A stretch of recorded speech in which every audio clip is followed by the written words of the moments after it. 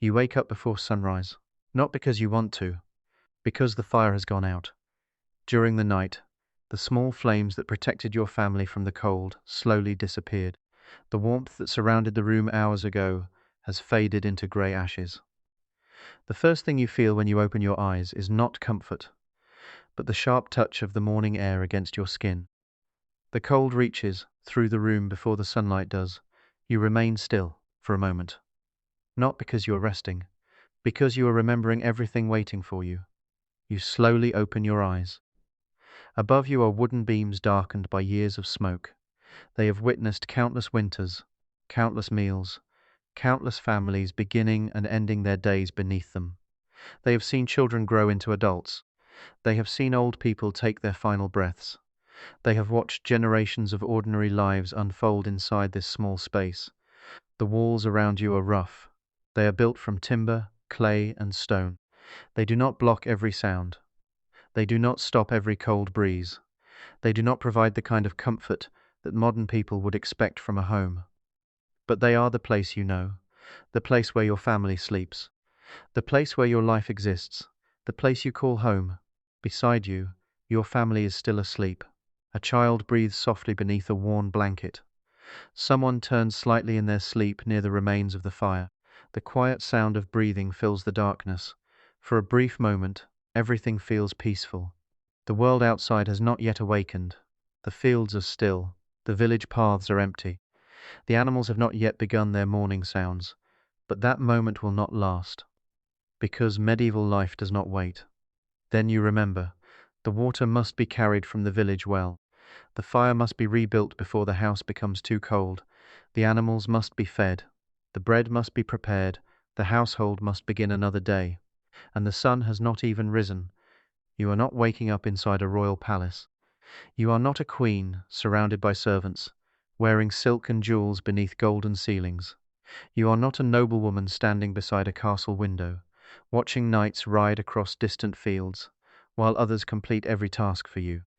You are an ordinary woman living in medieval Europe, and before the day has truly begun, your world has already asked something from you. Strength, not the kind of strength celebrated in songs, not the kind carved into statues of kings and warriors, not the kind that appears on battlefields. A quieter strength, a strength that exists in ordinary moments, the strength to rise when your body is tired, the strength to continue when there is still work left, the strength to endure uncertainty, the strength to repeat the same difficult tasks tomorrow, and the day after tomorrow, because for most medieval women, survival was not created through one great heroic moment. It was created through thousands of small actions repeated throughout a lifetime. Your hands know the world around you. They know the weight of a wooden bucket filled with water pulled from a village well. They know the rough texture of wool before it becomes clothing. They know the movement required to separate fibers, twist thread, and repair damaged fabric. They know the heat of a bread oven, the sharp edge of farming tools, the cold surface of stone floors during winter mornings. Your hands understand things that no book could fully teach. They understand how much grain must be saved before winter. They understand how long a piece of clothing can survive before another repair is needed.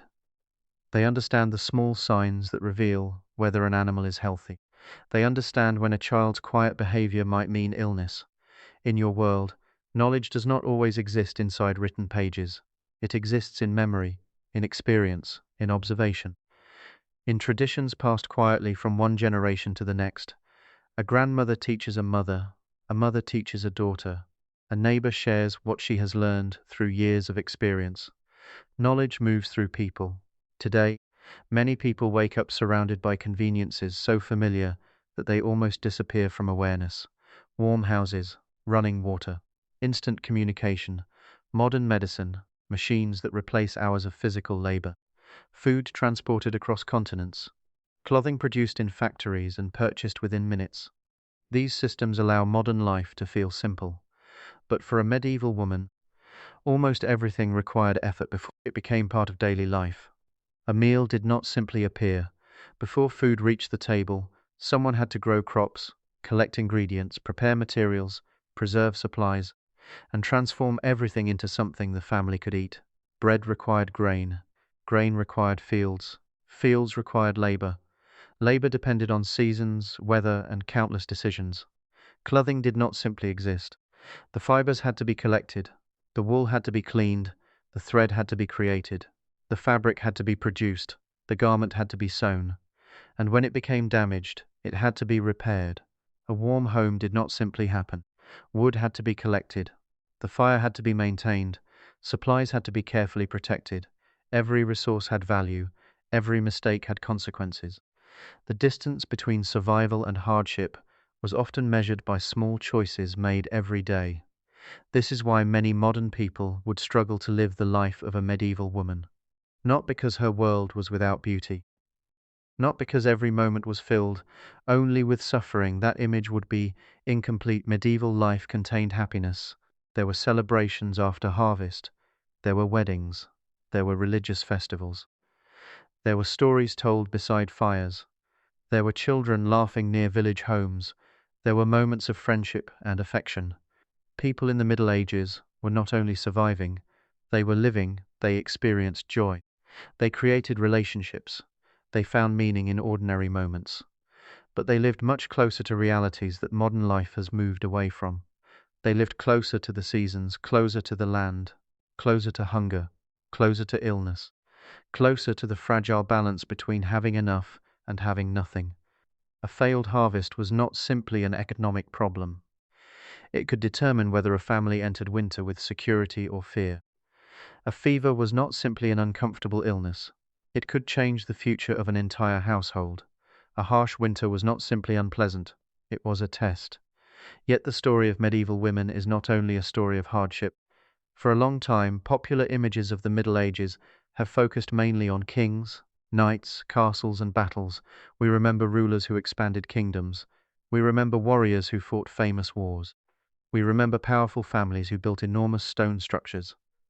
But behind every castle wall, every village road, and every kingdom existed millions of people whose work allowed society to continue. Among them were women. Women who woke before sunrise.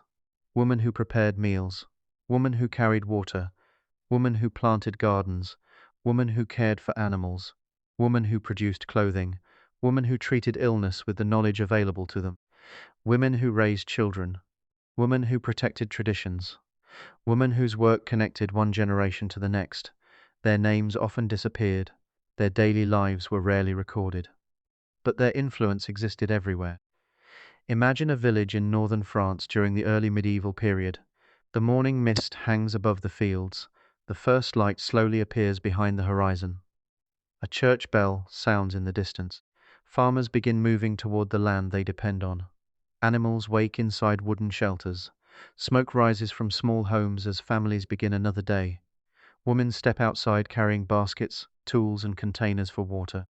The village slowly comes alive. This is the world shaped by the medieval manor system. A lord's estate was not simply a castle surrounded by empty land. It was a complete community.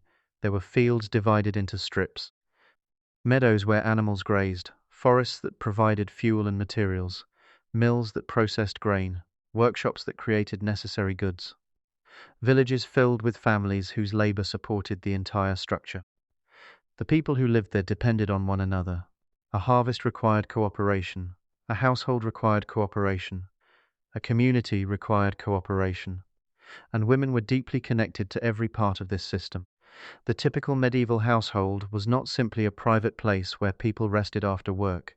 It was an economic center. A family home could function as a kitchen, a workshop, a storage area, a place where goods were produced. The boundary between domestic life and economic life was almost impossible to separate. A woman preparing wool was contributing to household production. A woman preserving food was protecting future resources. A woman caring for animals was maintaining valuable property. A woman teaching children skills was preparing the next generation for survival. The work might happen inside a small house, but its importance extended far beyond those walls. Of course, there was never only one experience called the life of a medieval woman. The Middle Ages lasted for centuries and covered enormous regions. A peasant woman living in a farming village experienced life differently from a noblewoman inside a castle. A woman selling goods in a town market faced different opportunities from someone living on an isolated farm. A woman who entered a religious community followed a different path from a wife and mother. A wealthy woman and a poor woman did not share the same world. A woman in England did not necessarily experience life in the same way as a woman in France, Italy, or Germany. Time mattered, location mattered, religion mattered, family position mattered. The medieval world was not one single story. It was thousands of different lives existing across centuries. And to understand medieval women, we must enter those different worlds one by one. For most medieval women, especially those living in rural communities, life was shaped by the rhythm of the land. The countryside was not simply where people lived. It was the force that controlled almost every part of existence. The seasons determined what people could eat. The weather determined how much work could be completed. The harvest determined whether a family would enter winter with confidence or uncertainty. A medieval woman did not measure the year only by dates written on a calendar. She measured it through tasks, through signs in nature, through changes in the fields around her. Spring meant preparation. The frozen ground slowly softened fields had to be examined. Seeds had to be planted. Animals needed attention after the difficult winter months. Summer meant constant labor. Crops needed care. Gardens needed protection. Food needed preparation. Autumn brought the most intense period. The harvest arrived. The work could not wait. Every person was needed. Every hour mattered. Winter was different. The fields became quiet. The world slowed down. But the work did not disappear.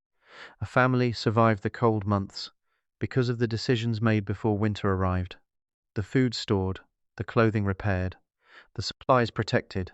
A medieval woman understood this cycle because her life depended on it. The labor of farming families was shared. Later images of medieval society sometimes present a simple division between men and women. Men worked outside, women stayed inside. But real medieval life was far more complicated. A household could not survive if half of its members refused to participate. Families needed every available hand. Women worked wherever their household required them. They helped during harvest. They gathered crops. They cared for animals. They maintained gardens. They processed milk into butter and cheese. They prepared materials for clothing. They collected resources from the surrounding environment. Their work was not separate from agriculture. It was part of agriculture. A medieval farm was not maintained by one person. It was maintained by a network of people whose responsibilities overlapped. Imagine a summer morning in a medieval village. The sun has just risen. The fields are already beginning to warm. A woman walks toward the garden beside her home. She checks which plants have grown well. She removes weeds. She collects vegetables that are ready. Nearby, animals need attention. A chicken coop must be checked. A cow must be milked. Tools must be cleaned and stored properly. None of these tasks appear extraordinary. There is no dramatic moment, no celebration, no announcement. But these ordinary actions are exactly what allow a household to continue. The survival of a family is built through small responsibilities, repeated every day. Inside the home, medieval women became managers of limited resources. This was one of the most important skills they possessed. Modern people often live in a world of replacement. If something breaks, it can often be purchased again. If food runs out, more can usually be found. If clothing becomes damaged, another item can be bought. But medieval families lived with far fewer choices. Stores were limited. Waste could create serious problems. A damaged tool had to be repaired. A torn garment had to be patched. Food had to be carefully measured. Firewood had to be used wisely. A woman's ability to organize household resources could influence whether a family experienced stability or hardship. This required intelligence, planning, mirror, experience. A medieval household did not simply consume what it had.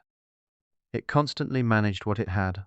A woman needed to understand how much food was available, how long supplies could last, which materials should be saved, which tasks needed to happen immediately, which problems could wait. This was a form of practical management, not written in books, not taught in formal schools, but learned through years of observation. A woman who managed a household successfully possessed knowledge that was essential to survival. Food preparation was among the most important responsibilities in medieval life. Today, cooking is often considered a daily routine, but in medieval Europe, food represented an entire chain of labor. A meal began long before anyone sat down to eat. Grain had to be grown, crops had to be harvested, food had to be processed, ingredients had to be stored. Only then could a meal be prepared. Bread, one of the most basic foods in medieval Europe, required enormous effort. The grain had to survive the growing season, the harvest had to succeed. The grain had to be separated and processed, the flour had to be prepared, the dough had to be made, the bread had to be baked. A simple loaf represented the work of many people. Food preservation was especially important because medieval families lived with seasonal uncertainty. During summer and autumn, households prepared for months when fresh resources would become limited. Vegetables were dried, meat was salted, fruits were preserved, grain was stored, milk was transformed into products that could last longer.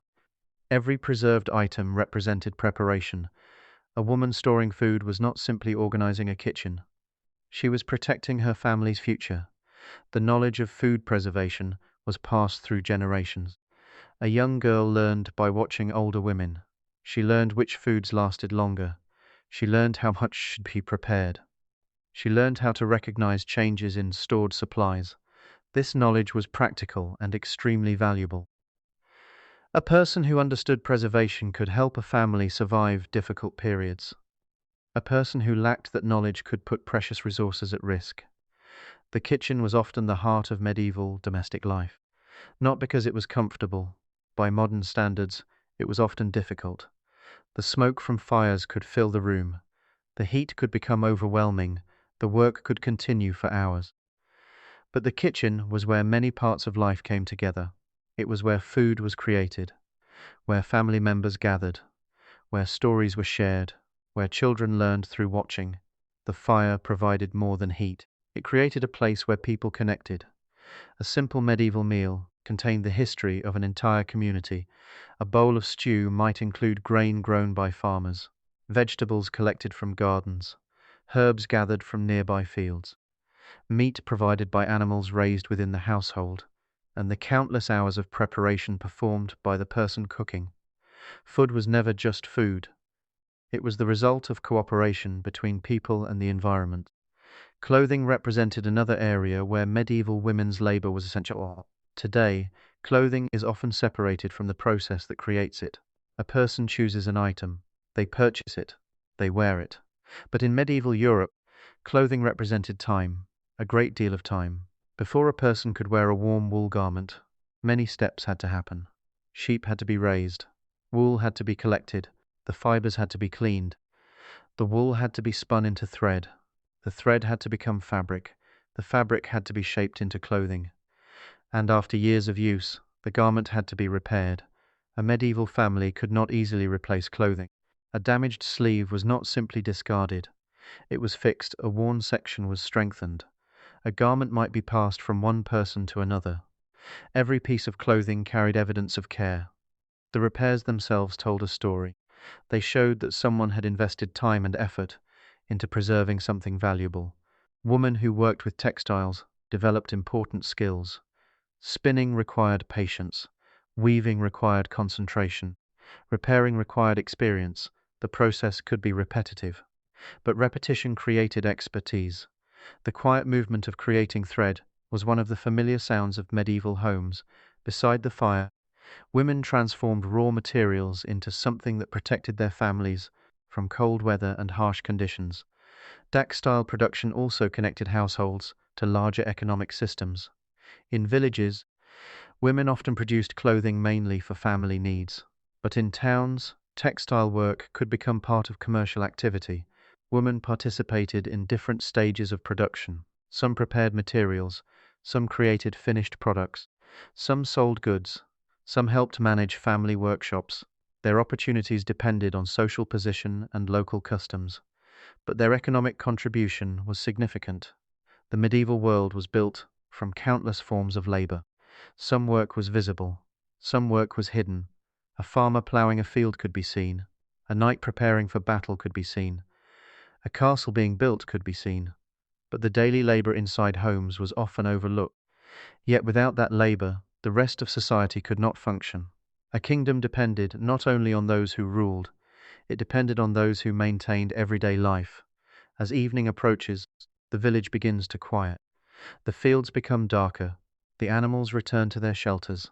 The last tasks of the day continue inside homes. A woman checks tomorrow's supplies. She repairs something that cannot wait. She prepares what her family will need. She teaches a child a skill that was once taught to her. The day is almost finished, but the knowledge she carries continues. The medieval woman was not simply completing chores. She was preserving a system of survival through food, through clothing, through care, through knowledge, through countless actions that history rarely recorded. And while many women built the foundation of society through ordinary work, others lived in very different circumstances. Some lived behind stone walls. Some managed powerful households. Some entered religious communities. Some found influence in places where few expected it. Their stories reveal another side of medieval womanhood, a side shaped not only by survival, by responsibility, intelligence, and hidden power. When people imagine the Middle Ages, one of the strongest images that appears is the castle. A massive stone structure standing above the countryside, tall towers reaching toward the sky, heavy gates protecting the people inside, flags moving in the wind, the sound of horses approaching, knights carrying weapons, noble families gathering inside enormous halls. From a distance, a medieval castle appears almost magical. It represents wealth, purity, power, a place separated from the difficulties experienced by ordinary people. But inside those stone walls existed another reality. A castle was not simply a beautiful home, it was a complicated organization, a living community that required constant management. Food had to be stored, servants had to be organized, workers had to be supervised, visitors had to be welcomed, letters had to be written, supplies had to be counted, relationships had to be maintained.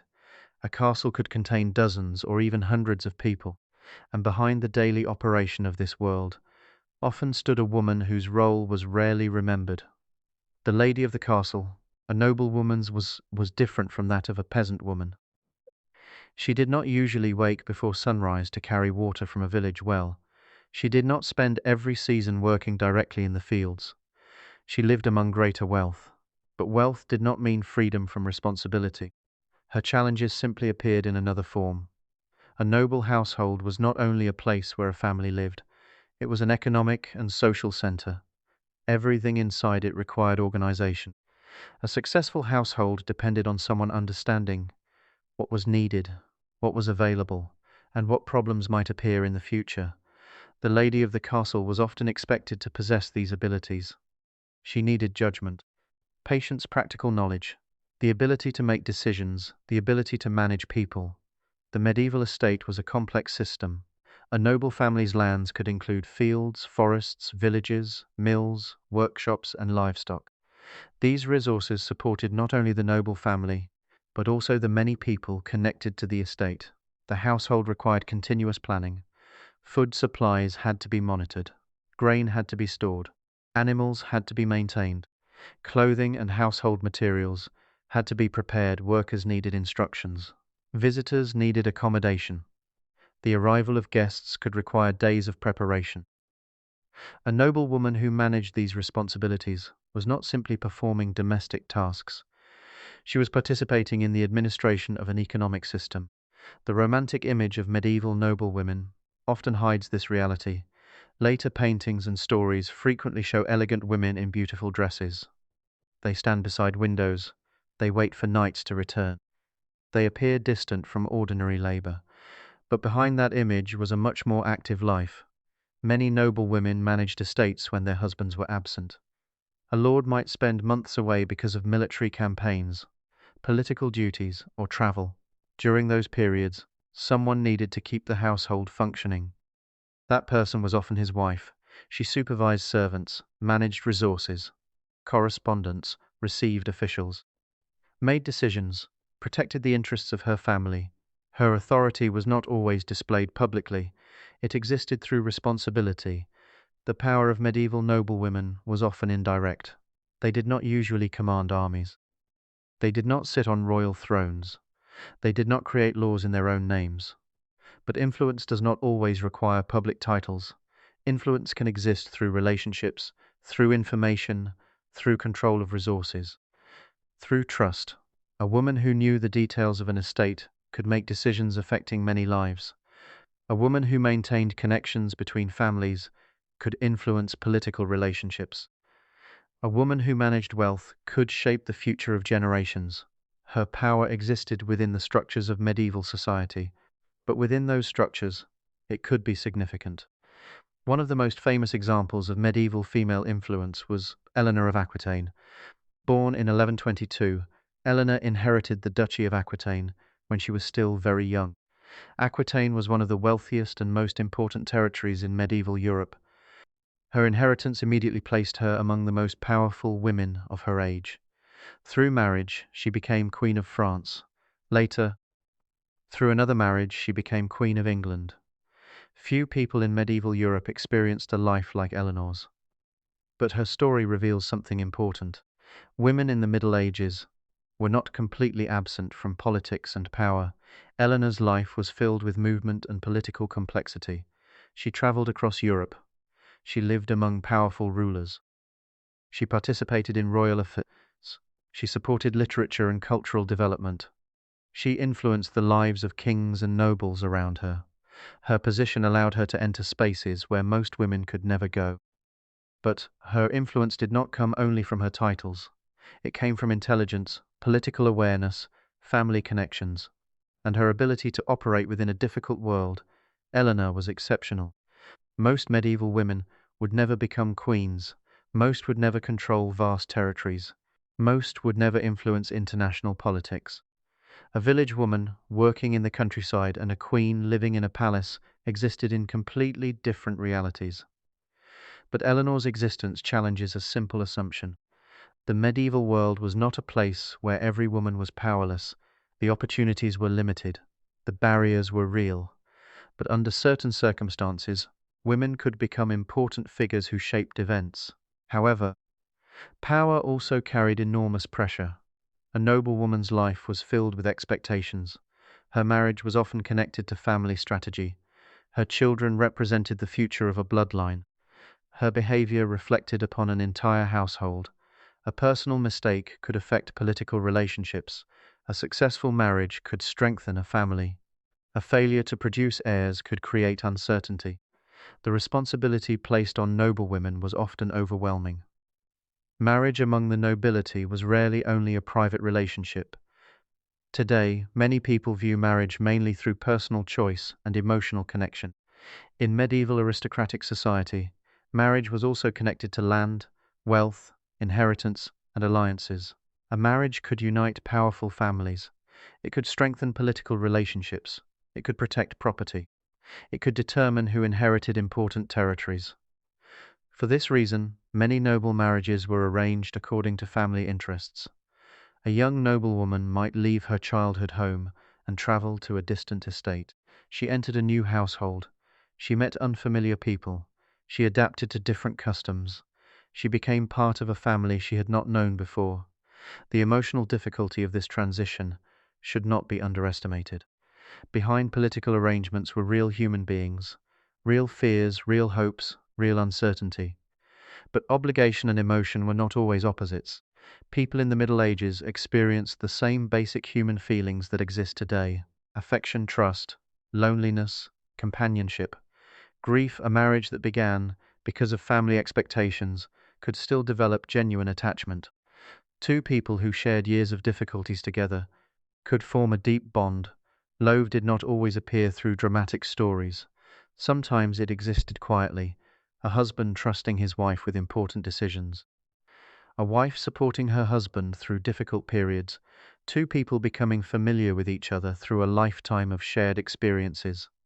Beyond castles and noble marriages existed another important world for medieval women: the religious community. For some women, entering a convent created a different path from traditional marriage. A convent was not simply a place where women withdrew from society. It could become a center of learning, organization, writing, care, and preservation of knowledge. Inside religious communities, women prayed, studied, produced manuscripts, cried artwork, managed resources, cared for the sick. In a world where literacy was limited, convents became places where knowledge could survive. Some women learned to read and write. Some studied religious texts. Some copied important manuscripts. Some recorded ideas about nature, medicine, and philosophy. Some managed large communities and properties. Their work demonstrates that medieval women could participate in intellectual and administrative life. One of the most remarkable figures from this world was Hildegard of Bingen. Born in 1098, Hildegard became an abbess, writer, composer, and thinker. She lived in the 12th century, a period when opportunities for women in intellectual fields were extremely limited. Yet she produced writings about religion, nature, healing, and the human body. She corresponded with powerful figures. She advised people who sought her knowledge. She created works that survived long after her lifetime. Hildegard was extraordinary. Most medieval women did not receive the education or opportunities available to her. But her story reveals a broader truth. The Middle Ages contained more possibilities than the simple image of powerless women suggests. Women could lead communities. They could preserve knowledge. They could create intellectual works. They could influence the world around them. Their opportunities were restricted, but their abilities were real. Still, most women would never appear in history books. Their lives were not filled with royal ceremonies. Their achievements were not announced. Their victories were quieter, a household surviving winter, a child growing healthy, a community supported through difficult years, a tradition successfully passed forward. These moments rarely entered official records, but they were the foundation of society.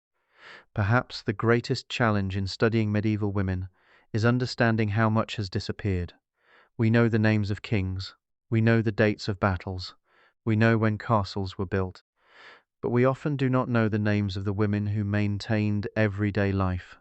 The mother who raised children through hardship, the woman who managed a household, the healer who cared for neighbors, the craftswoman who produced essential goods, the nun who preserved knowledge. Their names may be lost, but their influence remains. As evening falls over medieval Europe, the lights inside the castle begin to fade. Candles burn along stone corridors. Servants complete their final duties. The great hall becomes quieter. A noblewoman walks through rooms filled with memories. The walls around her represent wealth, but they also represent responsibility.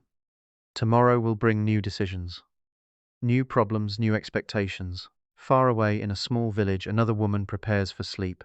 Her house is smaller, her resources are fewer. Her responsibilities are different. But beneath those differences, they share something important. Both live in a world where survival depends on endurance. Both carry responsibilities that others may never fully see. Both contribute to a society built through countless unseen efforts. The story of medieval women is not one simple story. It is thousands of different lives.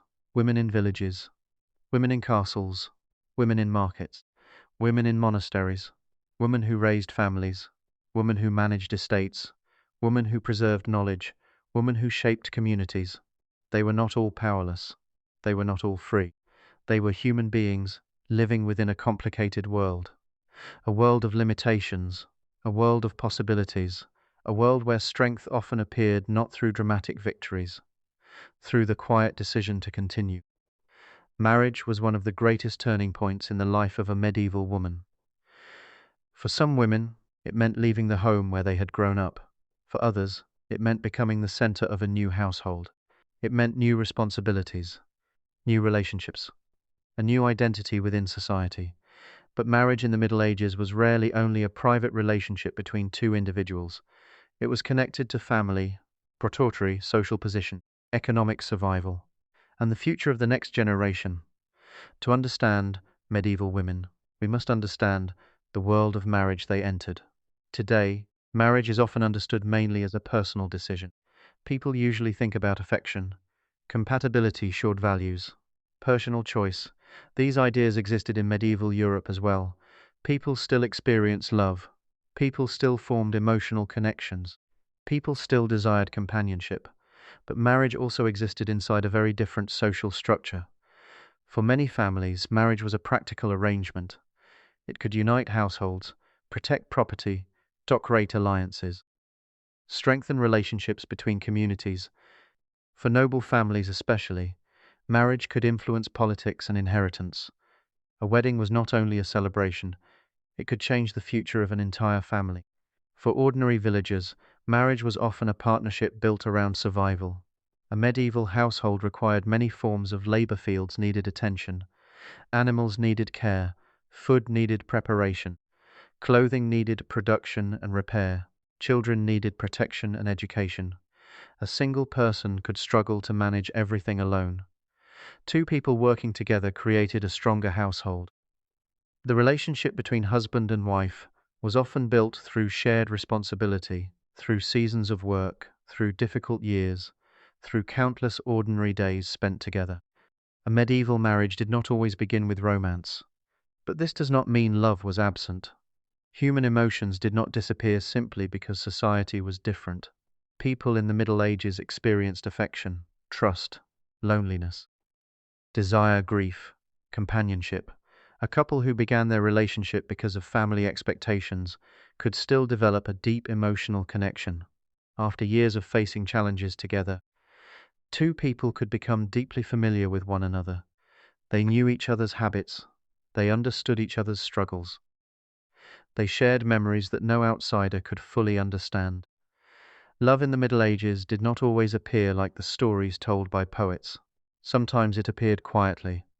A husband trusting his wife with important household decisions. A wife supporting her husband through illness or hardship. Two people standing beside each other because life had taught them to rely on one another. For noblewomen, marriage carried even greater expectations. A noblewoman's marriage could determine alliances between powerful families. Her children could influence inheritance. Her household could become part of a larger political network. From a young age, many noblewomen understood that their personal future was connected to responsibilities beyond themselves.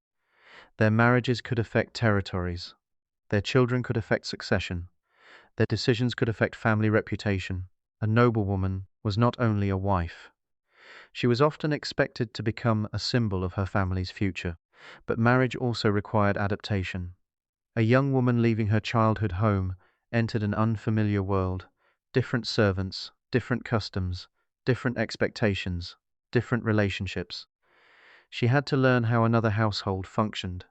She had to understand the habits of a new family. She had to create a place for herself within a structure that already existed. This transition could be emotionally difficult. Behind every political arrangement was a real person facing uncertainty, a young woman leaving behind everything familiar, a person trying to build a new life in a place she did not know. Yet marriage was only one of the major challenges medieval women faced. Another moment would test almost every woman, regardless of wealth or social position: childbirth. The room is quiet. Only the soft movement of candlelight breaks the darkness. Outside, the village sleeps beneath the cold night sky. The fields are silent, the animals are resting, the world appears peaceful. But inside this small room, everything has changed. A woman's entire future has narrowed into a single moment: the arrival of a child. For medieval women, childbirth represented one of the most powerful experiences of life. It represented hope, continuation, the possibility that a family name, traditions, and memories would continue into another generation. A child represented the future. In farming communities, children would eventually become workers who helped sustain households. They would learn skills, continue traditions, care for parents in old age. A newborn represented connection between past and future, but everyone in that room also understood another truth: birth was dangerous. A moment of celebration could become a moment of fear. A mother could enter the room and never leave. A child could be born and never take a breath. The same event that represented hope also carried uncertainty. Today, childbirth is surrounded by medical knowledge and technology that medieval people could never have imagined. Hospitals provide specialized care. Doctors can respond to emergencies. Modern medicine can prevent many tragedies. But medieval women lived in a world where pregnancy remained unpredictable. There were no modern operating rooms, no antibiotics, No advanced methods for monitoring complications, no reliable way to stop severe bleeding. When something went wrong, families depended on experience, traditional knowledge, prayer, and hope. A medieval woman usually learned about childbirth long before experiencing it herself. She watched older women. She listened to stories. She observed mothers, sisters, and neighbors. Birth was not a private medical event separated from society. It was part of community life. Women gathered together. Experienced mothers offered support. Older relatives provided encouragement. And at the center of many births stood the midwife. The medieval midwife held an important position. She was trusted during some of the most vulnerable moments of human life. Her knowledge came from years of experience. She understood the stages of labor. She recognized signs of difficulty. She knew traditional methods passed from one generation to another. Her work was rarely recorded in official documents, but within her community she was essential. She stood between fear and hope, between uncertainty and possibility. Imagine the hours passing slowly. The candle becomes shorter. The room grows warmer. Voices remain quiet. Hands offer support. Prayers are whispered. Every person present understands the importance of what is happening. A child was never simply an individual. A child represented the continuation of a household, the continuation of a family story, the continuation of a community. But medieval families also understood how fragile life could be. Many children did not survive their early years. Families experienced both enormous happiness and deep grief. A mother might spend months preparing for a child. She might sew small clothing, prepare a sleeping place. Imagine the person that child might become. And then, suddenly, everything could change. The emotional experiences of medieval mothers are among the least visible parts of history. Historical record as often describe kings, wars, political decisions, religious conflicts, but they rarely describe private moments inside ordinary homes. They do not record the mother sitting beside a sick child through the night. They do not preserve the silence after losing a baby. They do not tell us about the grief carried by families whose stories were never written down. But those emotions were real. People in the Middle Ages loved deeply. They suffered deeply. They mourned deeply. Motherhood was not only about giving birth, it was about protection, education, mirror. A medieval mother was often the first teacher a child ever knew. Before children learned from books, they learned from people. They learned language, customs, religious traditions, practical skills, family stories, the knowledge needed to survive in their community. The home was the first classroom. And mothers were often the first teachers. The responsibility of motherhood was especially demanding because childhood itself was uncertain. A child could become sick quickly. A minor illness could become dangerous. A small injury could become serious. Ponkrents understood that love could not control everything. They could protect, they could care, they could hope, but they could not guarantee the future. This uncertainty made every healthy year precious, every celebration meaningful, every moment together valuable. For noblewomen, childbirth carried another kind of pressure. Their children represented inheritance, political stability, the continuation of powerful bloodlines. A queen or noblewoman was often expected to produce heirs. Her pregnancies were not only personal experiences, they could influence the future of families and kingdoms. The wealth of a castle could provide greater comfort, but it could not remove the risks of pregnancy. A noblewoman's body faced the same realities as every other woman. Beyond childbirth, women carried another essential responsibility. Healing. In medieval communities, professional medical care was limited. Many families depended on practical knowledge within the household. Women often became caregivers. They cleaned wounds, prepared traditional remedies, comforted the sick, stayed awake through difficult nights.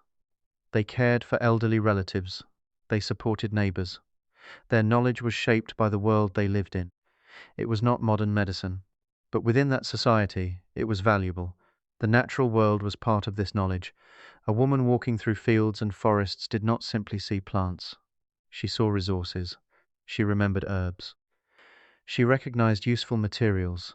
She understood seasonal changes. This knowledge was created through observation.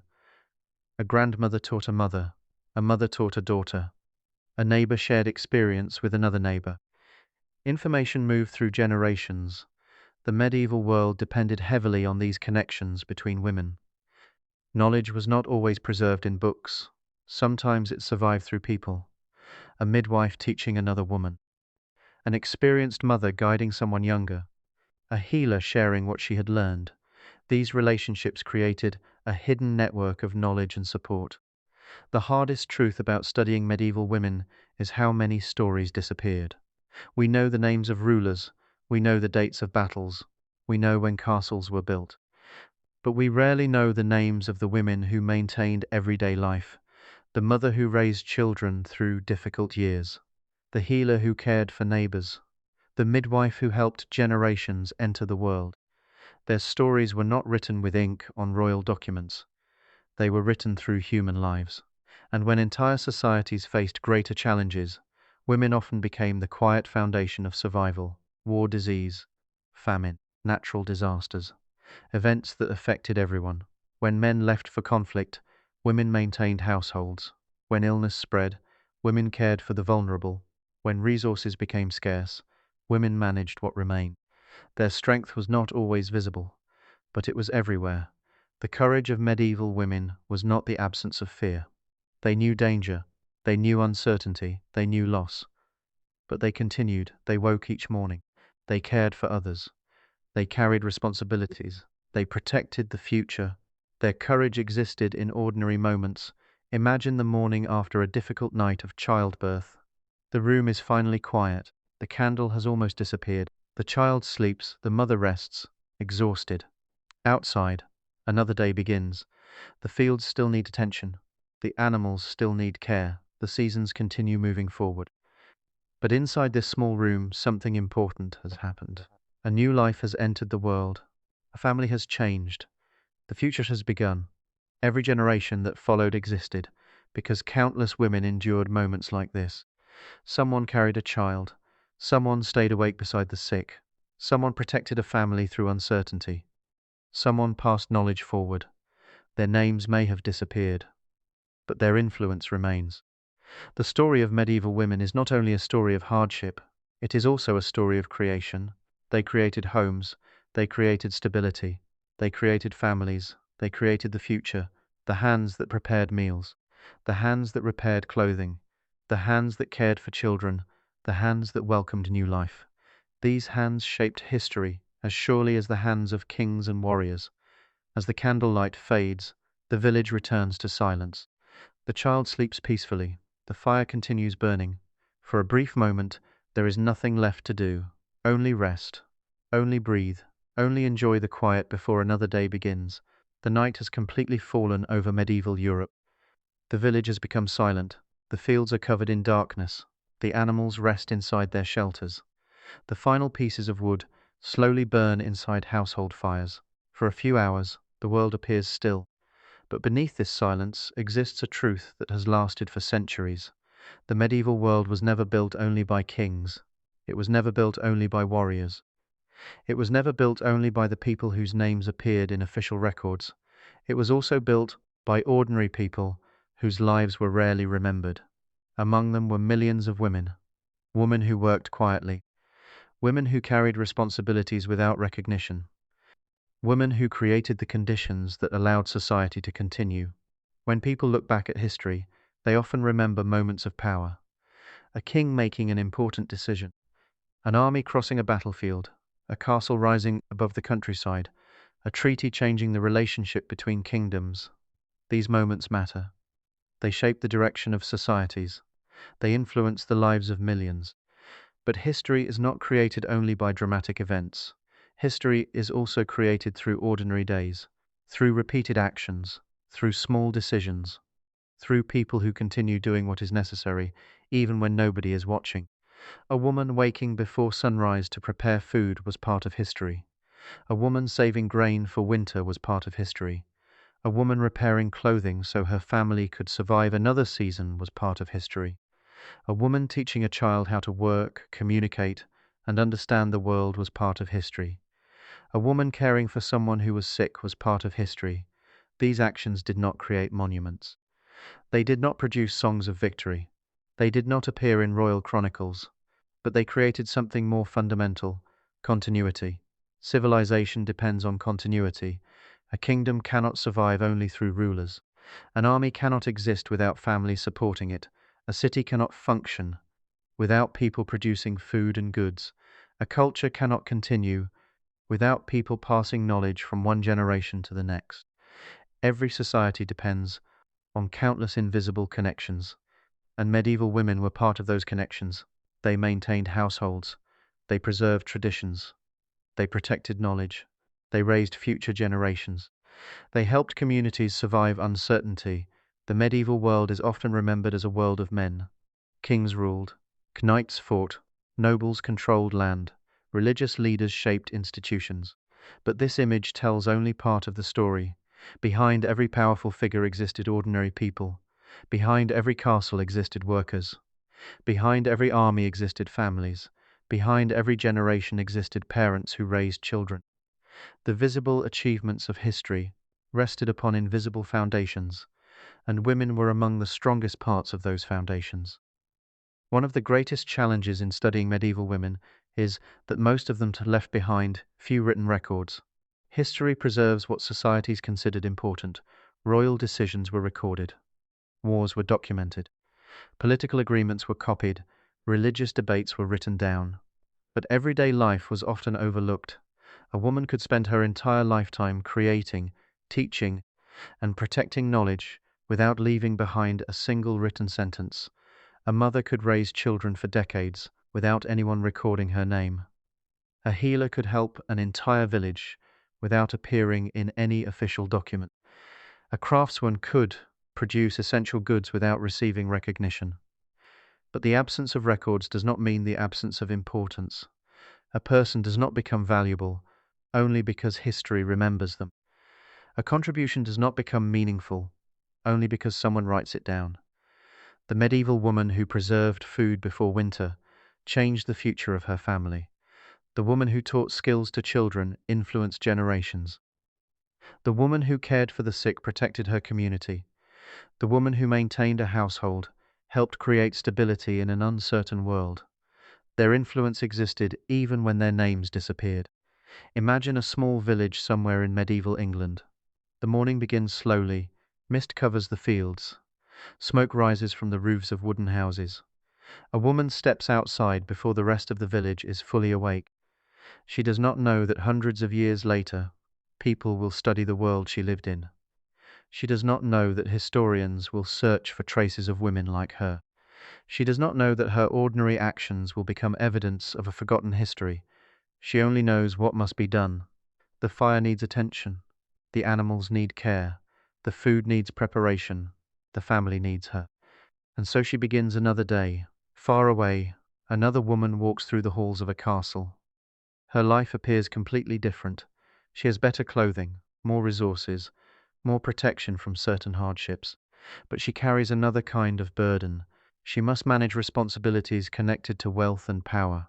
She oversees servants. She organizes supplies. She receives messages. She represents her family. She makes decisions that affect others. Her challenges are different, but her responsibility is just as real. Elsewhere, inside a religious community, another woman spends her day surrounded by books and manuscripts. She copies texts. She studies. She teaches. She cares for others. She preserves knowledge that might otherwise disappear. Her life is separated from the world of marriage and family, but she contributes in another way. She becomes part of a chain of memory, a connection between the past and the future. These women live different lives: a peasant woman, a noblewoman, a merchant, a craftswoman, a mother, a healer, a nun. They did not share the same opportunities. They did not face the same challenges. They did not experience the Middle Ages in the same way. But they were connected by one reality. The world around them depended on their actions. The strength of medieval women was rarely dramatic. It was not the strength of a warrior holding a sword. It was not the strength of a ruler commanding an army. It was the strength of persistence.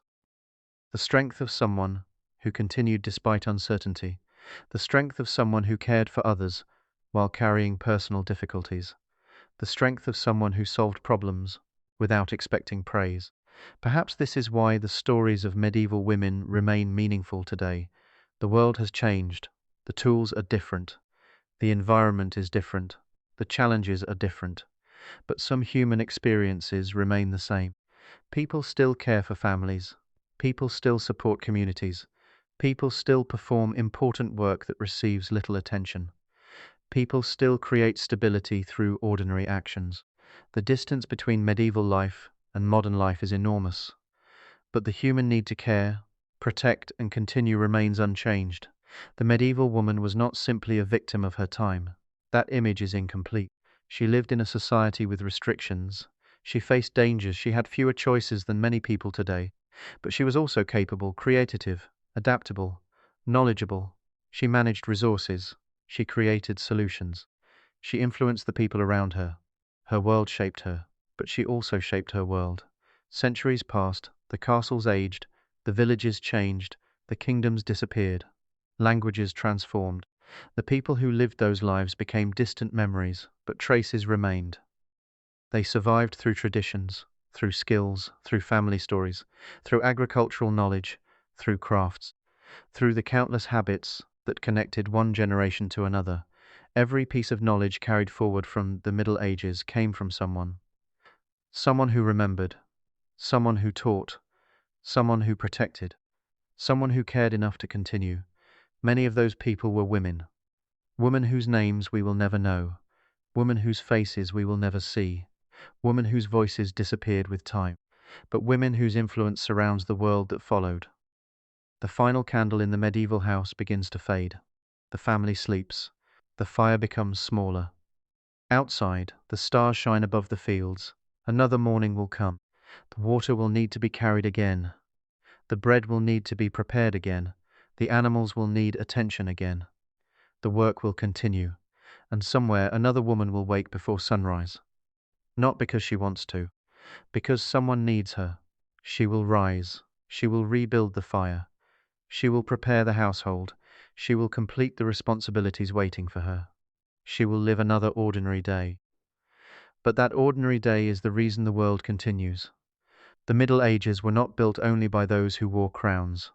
They were not built only by those who carried weapons. They were not built only by those who constructed stone walls. They were also built by millions of quiet actions, by hands that planted seeds, by hands that prepared food, by hands that created clothing, by hands that healed, by hands that taught, by hands that protected, by hands that carried the future from one generation to the next. And perhaps the greatest lesson from the lives of medieval women is this. History is not only the story of people whose names are remembered, it is also the story of people whose efforts made remembrance possible. The women of medieval Europe lived centuries ago.